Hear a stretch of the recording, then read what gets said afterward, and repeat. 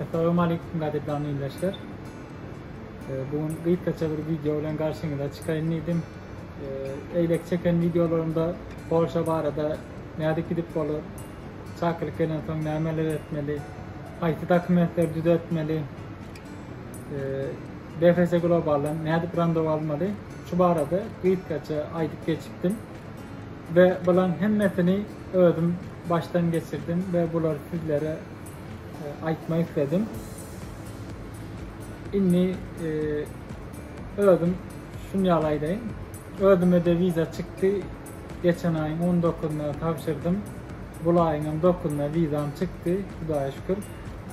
Bir yıllık vizam çıktı. Bu vizanı baştan sonuna çeni ne aydı bol ya ben düşünmüyorum. Aydıp verdim. Yine Ağustos ayının başına kolumuzu geçtik ve Çakılı için işlemler başladı. Yanvar ayının başına da ara TR'li girdi ve 20 günü girdi ve yanvar ayının başına bir de geldi. Ve ondan sonra öldüm, randevu aldım ve tavşırdım. İşte geçen ayın 19'una tavşırdım, bu ayın 9'una çıktı. BFS Global'a İstanbul'a bolamsam öldüm. Gittim, vardım, alıp kayıttım. BFS Global'a gidip bir dokumenti nerede alıp kayıtmalı. Şu arada da kıskaç aylık geçeyim. Elinizde dokument tavşırığınızda bir fatura ver ya, fatura. Şu ayda seri numarası var. Şun bilen dokument çıkandan sonra size haber ediyorlar. İlk bilen mail geliyor. Online takip edip biliyorsunuz ve size can ediyorlar. Şular yani BFS Global'da pasaportunuz vardır. Bir can ediyorlar. Yönü öldür açan oklar. Siz barıp görüp açmalı. Ve siz yanlışman iyilen gitmeyin. Çünkü can edenlerine de aytlayanırlar.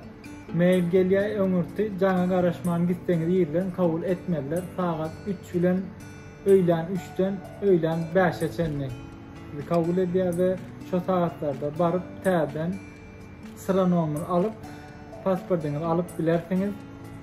Kıyıqaça şular var da ayda inliydim ve terdar meredis bilen WhatsApp numarını yine şöyle koyan WhatsApp numarından sonra öz bilen gepleşik geçirip bilersiniz.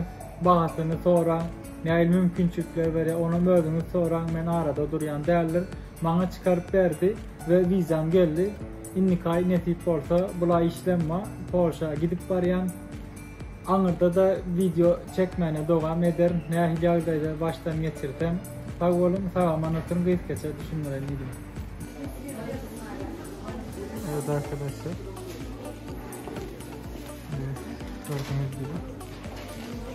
Burası ödeme noktasıydı. Buralar kabul edilen yerler.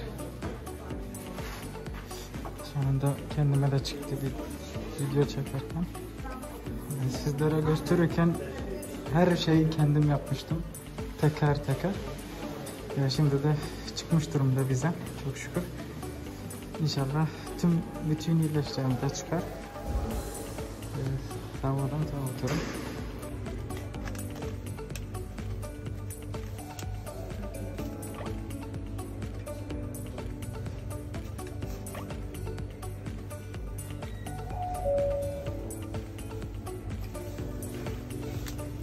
Gördüğünüz